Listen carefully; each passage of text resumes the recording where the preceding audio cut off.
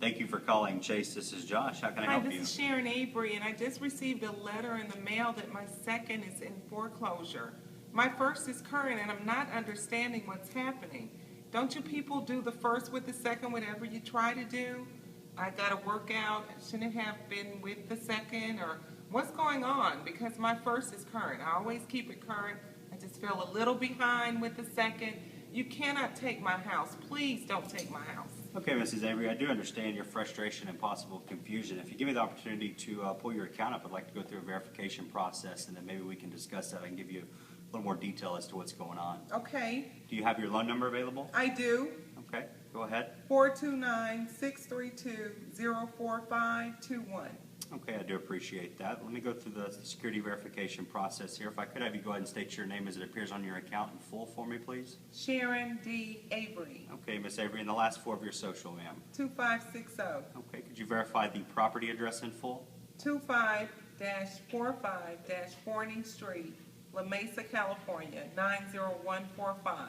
Okay, and does the mailing address happen to be the same as the property address? Yes, it is. Okay, let me go ahead and advise you this call may be monitored and or recorded for quality assurance purposes.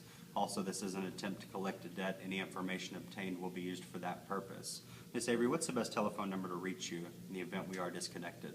213-856-2145. Okay, is this a landline or a cell phone? It's a landline. Okay, do you have any alternative numbers for you? I do have a cell, but I don't want to receive calls because you guys charge me. Okay, perfect. We'll document no alternative numbers.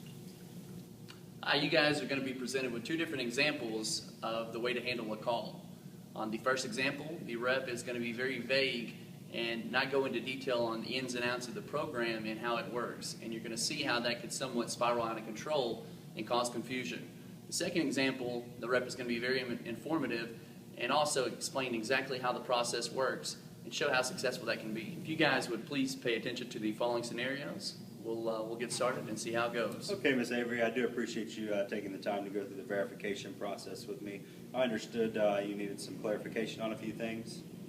Is that correct? I do. What's that squeaking? Are you rocking or what are you doing? I'm not sure what you're hearing. There may be some static in the phone line. Okay, can you help me? Yeah, how can I help you today? I need to know how to fix this. I don't want to lose my property. What would you like to know how to fix?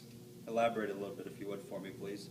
I need to know what you can do. The first is current, and the second you're talking about taking my house, and one goes with the other, right? What can you do? What can you help Right, me well, with? they don't necessarily go together.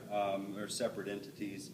And you borrowed the money on this account and use it as collateral as well. I understand your first is current, but unfortunately, you still owe the money on this account. I do see where you had been reviewed for a couple of alternatives to avoid foreclosure. Unfortunately, you weren't eligible for those programs.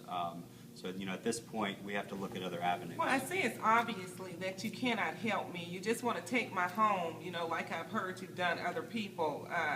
Have a bad day because you've made mine bad. Man, I can't believe this company. I've been in my house for 20 years.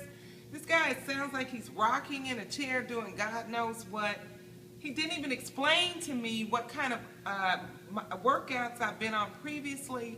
I have no knowledge of mortgage.